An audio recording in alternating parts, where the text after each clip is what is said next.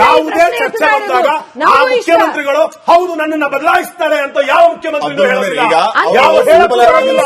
ಎರಡನೇದಾಗಿ ಸಮರ್ಥ ನಾವು ಮುಖ್ಯಮಂತ್ರಿ ಅಬ್ದುಲ್ ಕೇಳ್ಕೊಳ್ಳಿ, ಅವ್ರು ಹೇಳ್ತಾ ಇರೋ ಉದ್ದೇಶ ಏನಂತಂದ್ರೆ ನೀವು ಜನರು ಅಬ್ಸಲ್ಯೂಟ್ ಮೆಜಾರಿಟಿ ನಿಮಗೆ ಕೊಟ್ರು, ಯಾರು ಸಿಎಂ ಆಗ್ಬೇಕು ಅನ್ನೋದನ್ನ ನಿರ್ಧಾರ ಮಾಡೋದಕ್ಕೆ ಎಷ್ಟು ದಿನ ನೀವು ದೆಹಲಿಯಲ್ಲಿ ಕೂತ್ಕೊಂಡ್ರಿ, ಗೊಂದಲದಲ್ಲೇ ಅಧಿಕಾರಕ್ಕೆ ಬಂದ್ರಿ, ಗೊಂದಲದಲ್ಲೇ ನಿಮ್ಮ ಅಧಿಕಾರ ಹೋಗ್ತಾ ಇದೆ, ಪ್ರತಿನಿತ್ಯ ಒಬ್ಬೊಬ್ಬರು ಒಂದೊಂದು ರೀತಿಯ ಹೇಳಿಕೆಯನ್ನ ಕೊಡ್ತಾ ಇದ್ದಾರೆ. ಈ ಮಧ್ಯೆ ಅಭಿವೃದ್ಧಿ ಅನ್ನೋದು ಮರೀಚಿಕೆ ಆಗ್ತಿದೆ ಅನ್ನುವಂಥದ್ದು ಅವ್ರ ನೇರ ಆರೋಪ ನಿಮ್ಮ ಮೇಲೆ. ಅದನ್ನೇ ನಾನು ಹೇಳ್ತಾ ಇರೋದು, ನಮ್ಮಲ್ಲಿ ಗೊಂದಲ ಇದೆ ಅಂತ ಅವ್ರು ಹೇಳೋದೇ ಆದ್ರೆ, ನಮ್ಮ ಹತ್ರ ಗೊಂದಲ ಇದೆ ಅಂತ ನೀವೇ ಹೇಳೋದಾದ್ರೆ ನಾನು ಮಾಧ್ಯಮದವರು ಮಾತಾಡಿದಾಗ ಒಂದ್ ನಿಮಿಷ ಗೊಂದಲ ಇಲ್ವಾ? ಗೊಂದಲ ಇಲ್ವಾ? ನೀವು 1 ಗಂಟೆ ಮಾತಾಡಿ ಎಲ್ಲ ಅವ್ರ ಪ್ರಶ್ನೆ ನಿಮ್ಮ ಎಂಎಲ್ಎ ಹೇಳಿದ್ದಾರೆ ಗೊಂದಲ ಇದೆ ಅಂತ ಒಪ್ಕೊಳ್ಳಿ. ಯಾರು? ಡಿ ಕೆ ಸುರೇಶ್ ಹೇಳಿದ್ದಾರೆ. ಡಿ ಕೆ ಸುರೇಶ್ ನಿಧಾನವಾಗಿ ಒಂದು ನಿಮಿಷ, ನಿಧಾನವಾಗಿ ಆದ್ರೂ ಪರವಾಗಿಲ್ಲ, ಮುಖ್ಯಮಂತ್ರಿಗಳು ಕೊಟ್ಟ ಮಾತನ್ನ ಉಳಿಸ್ಕೊಳ್ತಾರೆ ಅಂತ ಡಿ ಕೆ ಸುರೇಶ್ ಹೇಳಿದ್ದಾರೆ. ಕಾಂಗ್ರೆಸ್ ವಕ್ತಾರರಾಗಿ ನಿಮ್ಮ ಅರಿವಿಗೆ ಅದು ಇದೆ ಅಂತ ನಾನು ಅನ್ಕೋತೀನಿ. ಶಿವಗಂಗಾ ಬಸವರಾಜ್ ಏನ್ ಹೇಳಿದ್ದಾರೆ, ಇಕ್ಬಾಲ್ ಹುಸೇನ್ ಏನ್ ಹೇಳಿದ್ದಾರೆ, ಸ್ವತಃ ಡಿ ಕೆ ಶಿವಕುಮಾರ್ ಏನ್ ಹೇಳಿದ್ದಾರೆ, ಸಿದ್ದರಾಮಯ್ಯ ಏನ್ ಹೇಳಿದ್ದಾರೆ, ಇದೆಲ್ಲವನ್ನ ನೆನಪು ಮಾಡಿಕೊಂಡು ಗೊಂದಲ ಇದೆಯಾ ಇಲ್ವಾ? ನಮಗೆ ಶಿವಗಂಗಾ ಅವ್ರು ಏನ್ ಹೇಳಿದ್ರು, ಇಕ್ಬಾಲ್ ಹುಸೇನ್ ಏನ್ ಹೇಳಿದ್ರು, ಯತೀಂದ್ರ ಸಿದ್ದರಾಮಯ್ಯನವ್ರು ಹೇಳೋದು ಮ್ಯಾಟರ್ ಆಗತ್ತಾ? ಸಿಎಂ ಸಿದ್ದರಾಮಯ್ಯನವರು ಏನ್ ಮಾತಾಡ್ತಾರೆ, ಡಿಸಿಎಂ ಅವರು ಶಿವಕುಮಾರ್ ಅವರು ಏನ್ ಹೇಳ್ತಾರೆ, ಇದು ಮ್ಯಾಟರ್ ಆಗತ್ತಾ ಅನ್ನೋದು ಮುಖ್ಯ. ಸಿಎಂ ಸಿದ್ದರಾಮಯ್ಯನವರು ಹೇಳ್ತಾ ಇರೋದು ತುಂಬಾ ಸ್ಪಷ್ಟ, ಹೈಕಮಾಂಡ್ ಹೇಳಿದ ನಂತರ ಅದು ಏನ್ ಮಾಡಬೇಕು ಅದು ಮಾಡ್ತೀವಿ, ಹೈಕಮಾಂಡ್ ತೀರ್ಮಾನ ಅಂತಿಮ. ಡಿ ಕೆ ಶಿವಕುಮಾರ್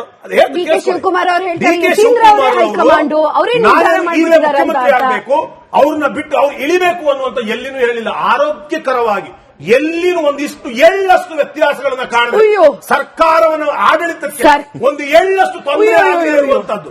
ಇವತ್ತು ಡೆಲ್ಲಿಗೆ ಹೋದ್ರು, ನಾಳೆ ದಿವಸ ಬಂದ್ರು, ಬೆಳಿಗ್ಗೆ ಮುಖ್ಯಮಂತ್ರಿ ಮತ್ತೆ ಉಪಮುಖ್ಯಮಂತ್ರಿ ಕೂತ್ಕೊಂಡ್ರು, ಸರ್ಕಾರ ಏನ್ ಕೆಲಸ ಆಗಬೇಕು ಅದ್ರ ಬಗ್ಗೆ ಚರ್ಚೆ ಇದೆ. 11 ಜನರ ಸಾವಾಯ್ತು.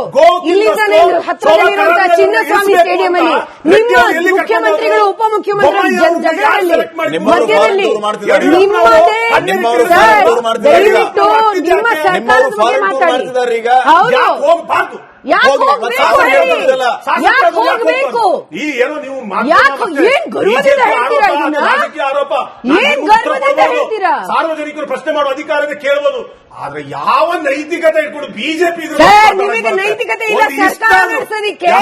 ಜನರು ಕಷ್ಟದಲ್ಲಿರುವಂತಹ ಸಂದರ್ಭದಲ್ಲಿ ಬೆಲೆ ಏರಿಕೆ ಮಾಡ್ತಿರುವಂತಹ ಸಂದರ್ಭದಲ್ಲಿ ನೀವು ಏನು ಅಹಂಕಾರದಿಂದ ಮಾತಾಡ್ತೀರಾ ಸರ್? ಏನು ಅಹಂಕಾರದಿಂದ ಮಾತಾಡ್ತೀರಾ ಸರ್? ಏನು ಅಹಂಕಾರದಿಂದ ಮಾತಾಡ್ತೀರಾ ಸರ್? ರಾಜಕೀಯ ಮದ್ದನ್ನು ಇಷ್ಟೊಂದಲೇ ಏರಿದ್ಯಾ? ಎಷ್ಟು ಅಹಂಕಾರದಿಂದ ಮಾತಾಡ್ತೀರಾ? ಪ್ರತಿಪಕ್ಷ ನಾವು ನಿಮ್ಮನ್ನ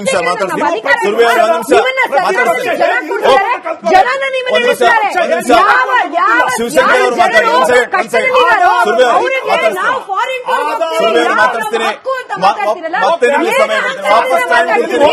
ಇಲ್ಲ ಹೋಗಬಾರ್ದು. ಇಂತಹ ಸಮಯದಲ್ಲಿ ಜನರ ಮೇಲೆ ಬೆಲೆ ಏರಿಕೆ ಮಾಡಬೇಕಾದ ನಿಮ್ ಸರ್ಕಾರ ಮಾಡುವಂತದ್ದು.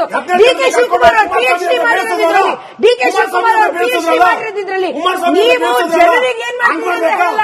ನಿಮ್ಮ ಕ್ಯಾಬಿನೆಟ್ ರ್ಯಾಂಕ್ ಇನ್ಕ್ರೀಸ್ ಮಾಡಿದೀರಾ, ನಿಮ್ಮ ಎಂಎಲ್ಎಸ್ ಜಾಸ್ತಿ ದುಡ್ಡು ಕೊಡ್ತಾ ಇದ್ದೀರಾ, ನಿಮ್ಮ ಗ್ಯಾರಂಟಿ ಅನುಷ್ಠಾನ ಸಮಿತಿಯವ್ರಿಗೆ ದುಡ್ಡು ಕೊಡ್ತಾ ಇದ್ದೀರಾ. ಕಾಂಗ್ರೆಸ್ ಮೋಹನ್ ಭಗವತ್ ಅವರಿಗೆ ಸೆಕ್ಯೂರಿಟಿ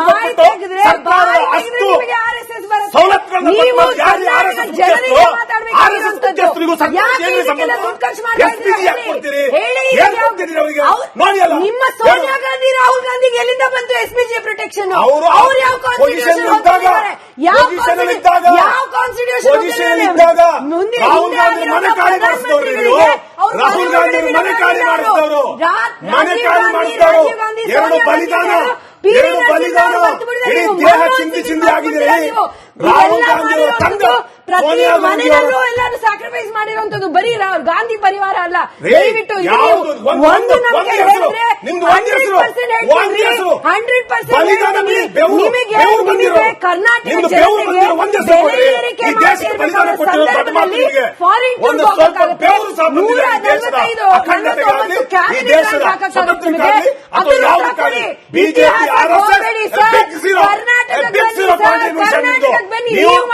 ನೀವು ಆರ್ಎಸ್ಎಸ್ ನಾಯಕರು ಎಸ್ಪಿಜಿಯನ್ನ ರಾಜೀವ್ ಗಾಂಧಿ ಅವರ ಧರ್ಮಪತ್ನಿ ಅವರ ಮಗನಿಗೆ ಈ ಕಾಂಗ್ರೆಸ್ ಇಂದ ಸ್ವತಂತ್ರ ಬಂತ, ರಾಜೀವ್ ಗಾಂಧಿ ಅವರು ಸ್ವತಂತ್ರ ಬಂತ, ಏನ್ ಹೇಳ್ತಾ ಇದ್ದೀರಿ ನೀವು? ನಾನು ಸ್ವತಂತ್ರದ ಬಗ್ಗೆ ಮಾತಾಡ್ತಾ ಇಲ್ಲ. ನಾನು ಎನ್ಟಿಟಿಯನ್ನು ವಿರೋಧಿಸೋದಕ್ಕೋಸ್ಕರ, ಉಗ್ರವಾದವನ್ನು ತಡ್ಕೊಳ್ಳೋದಕ್ಕೋಸ್ಕರ, ಖಲಿಸ್ತಾನಿಗಳನ್ನು ತಡ್ಕೊಳ್ಳಲ್ಲ ಅಂತ ಹೇಳಿದ್ರು.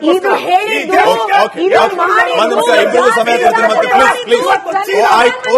ಓಕೆ, ಒಂದ್ ನಿಮಿಷ ಸಮಯ ಕೊಡ್ತೀನಿ, ಇಬ್ಬರಿಗೂ ಸಮಯ ಕೊಡ್ತೀನಿ, ಇಬ್ಬರಿಗೂ ಸಮಯ ಕೊಡ್ತೀನಿ, ಒಂದ್ ನಿಮಿಷ.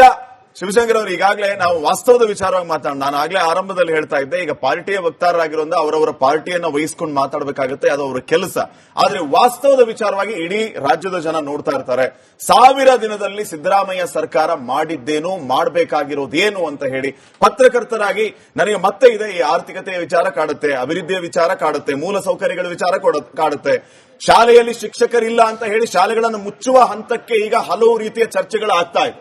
ಮತ್ತೊಂದು ಕಡೆ ರೇಷನ್ ಸಿಗ್ತಾ ಇಲ್ಲ ನ್ಯಾಯಬೆಲೆ ಅಂಗಡಿಯಲ್ಲಿ ಅನ್ನೋದ್ರ ಬಗ್ಗೆ ಚರ್ಚೆಗಳು ಆಗ್ತಾ ಇದೆ. ಶಕ್ತಿ ಯೋಜನೆಯ ಬಗ್ಗೆ ಸಾಕಷ್ಟು ಚರ್ಚೆ ಆಗುತ್ತೆ. ವಿದ್ಯಾರ್ಥಿಗಳಿಗೆ ಸಕಾಲದಲ್ಲಿ ಶಾಲೆಗಳಿಗೆ, ಕಾಲೇಜುಗಳಿಗೆ ಹೋಗೋದಕ್ಕೆ ಬಸ್ಗಳು ಇಲ್ಲ ಅನ್ನುವಂಥದ್ದು ಚರ್ಚೆ ಆಗುತ್ತೆ. ಎಲ್ಲವನ್ನ ಹೆಂಗ್ ನೋಡ್ತೀರಿ ಸರ್? ನಾನು ಇವಾಗ ಈ ಚರ್ಚೆ 1 ಅವರ್ ಇದೆಯಲ್ಲ, 1 ಗಂಟೆ ಕಾಲ, ಇದು ಬಹಳ ದೊಡ್ಡ ಕಾಲಾವಧಿ ಅಂತ ತಿಳ್ಕೊಂಡಿದ್ದೆ. ಈಗ ಇದು ನೋಡ್ತಾ ಇದ್ರೆ ಈಗ ಹೋಗ್ತಾ ಇರೋ ರೀತಿ, ಅಂದ್ರೆ ಈ ಚರ್ಚೆ ನಡೀತಾ ಇರೋ ರೀತಿ ಇವರಿಬ್ಬರಿಗೇನೆ ಒಂದ್ ದಿನ ಪೂರ್ತಿ ಕೊಡ್ಬೇಕಾಗತ್ತೆ. ಯಾಕೆಂದ್ರೆ ಇದು ಆ ರೀತಿ ನಡೀತಾ ಇದೆ. ಎರಡನೇ ಸೋಜಿಗ ವಿಚಾರ ಏನು ಅಂತಂದ್ರೆ, ಜನಗಳ ದೃಷ್ಟಿಯಲ್ಲಿ ಬಿಜೆಪಿ ಮತ್ತೆ ಕಾಂಗ್ರೆಸ್ ಎರಡೂ ಒಂದೇ. ಈಗ ಬಿಜೆಪಿ ಸರಿಯಾಗಿ ಆಡಳಿತವನ್ನು ಕೊಟ್ಟಿದ್ದಿದ್ರೆ ಅವರು ಇವತ್ತು ಆಡಳಿತವನ್ನು ನಡೆಸ್ತಾ ಇದ್ರು. ಅದಕ್ಕೋಸ್ಕರ ಜನ 2023ರಲ್ಲಿ ಅವರನ್ನ ಸೋಲಿಸಿದ್ರು. ಈಗ ಅವ್ರು ಮಾಡಿದ ತಪ್ಪನ್ನು ಇವರು ಸರಿ ಮಾಡಿದ್ರ ಅಂತಂದ್ರೆ, ಒಂದು ಉದಾಹರಣೆ, 40% ಬಗ್ಗೆ ಪ್ರಸ್ತಾಪ ಆಯ್ತಲ್ಲ.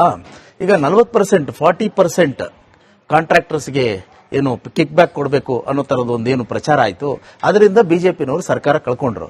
ಆದ್ರೆ ಅದರ ಮೇಲ್ಗಡೆ ಆ ಕ್ಯಾಂಪೇನ್ ಮೇಲೆ ಗೆದ್ದು ಬಂದಂತ ಕಾಂಗ್ರೆಸ್ನವರು ಇವತ್ತು 1000 ದಿನ ಆಡಳಿತ ನಡೆಸದ ಮೇಲೆ ಒಂದು ಸಾರಿ ಹಿಂದಿರುಗಿ ನೋಡಿದ್ರೆ ಆ 40% ಅಟ್ಲೀಸ್ಟ್ ಅದು ಹೋಗ್ಬೇಕಾಗಿತ್ತಲ್ಲ, ಅದು 60% ಅಂತ ಈಗ ಅದೇ ಕಾಂಟ್ರಾಕ್ಟರ್ಗಳು ಹೇಳ್ತಾ ಇದ್ರೆ ಅಂದ್ರೆ ಇದು ಕಾಂಗ್ರೆಸ್ ಸ್ವಲ್ಪ ಯೋಚನೆ ಮಾಡಬೇಕಾದ ಸರ್ಕಾರಕ್ಕಿಂತ ಹೆಚ್ಚಾಗಿದೆ ಈಗ ಅಂತ ಹೇಳ್ತಾರೆ. ಇದು ವಿಪರ್ಯಾಸನ ಅಲ್ವಾ? ಸಿದ್ದರಾಮಯ್ಯ ಅವರು ಈಗ ಹೌದು, ಮಂಜುನಾಥ್ ಅವರು 40%, ಕೆಂಪಣ್ಣ ಅವರು ಸತ್ತೋಗ್ಬಿಟ್ರು, ಅವ್ರು 40% ಅಂತ ಹೇಳಿದಕ್ಕೋಸ್ಕರ ಕಾಂಗ್ರೆಸ್ ಅವರು ಅದನ್ನ ಕ್ಯಾಂಪೇನ್ ಮಾಡಿ ಅದು ಅಧಿಕಾರಕ್ಕೆ ಬಂದ್ರು. ಈಗ ಅಟ್ಲೀಸ್ಟ್ ವಿಪರ್ಯಾಸ, ಅಟ್ಲೀಸ್ಟ್ ಆ ಒಂದು ಪ್ರಾಬ್ಲಮ್ ಆದ್ರೂ ಸಾಲ್ವ್ ಆಗ್ಬೇಕಾಗಿತ್ತಲ್ವಾ? ಅದೇ ಕಾಂಟ್ರಾಕ್ಟರ್ಸ್ ಬಂದು ಇಲ್ಲಿ ನಾವು ಬೆಂಕಿಯಿಂದ ಬಾಣಲೆಗೆ ಬಿದ್ದಂಗಾಯ್ತು ಅಂತ ಹೇಳಿದ್ದು ಒಂದು ರೀತಿಯಲ್ಲಿ ಕಾಂಗ್ರೆಸ್ ಅದಕ್ಕೆ ಉತ್ತರ ಕೊಡಲೇಬೇಕಾಗುತ್ತೆ ಜನಗಳಿಗೆ. ಎರಡನೇದು, ಇದು ಸಾಕಷ್ಟು ವಿಚಾರಗಳಿದೆ, ನಾನು ಒಂದ್ 2-3 ಮಾತ್ರ ಸೆಕ್ಷನ್ಗಳನ್ನು ತಗೊಳ್ತೀನಿ. ಒಂದು ಆರ್ಥಿಕತೆ, ಹಣಕಾಸು ವಿಚಾರ. ಎರಡನೇ ಸಾಲ, ಇದು ಡೆಟ್ ಅಂತ ಹೇಳಿದ್ರಲ್ಲ, ಅದ್ರ ಬಗ್ಗೆ ಒಂದು ರೀತಿಯ ಇದು ಬಿಜೆಪಿ ಅವರು ಏನ್ ಮಾಡಿದ್ದಾರೆ, ಕಾಂಗ್ರೆಸ್ ಅವರು ಏನ್ ಮಾಡಿದ್ದಾರೆ ನಾವು ಅನಲೈಸ್ ಮಾಡಬೇಕಾಗುತ್ತೆ. ಎರಡನೇದು ಬಹಳ ಮುಖ್ಯವಾಗಿ ಒಂದು ನಾವು ಬಿಟ್ಬಿಡ್ತಾ ಇರೋದು ನಾವೇನು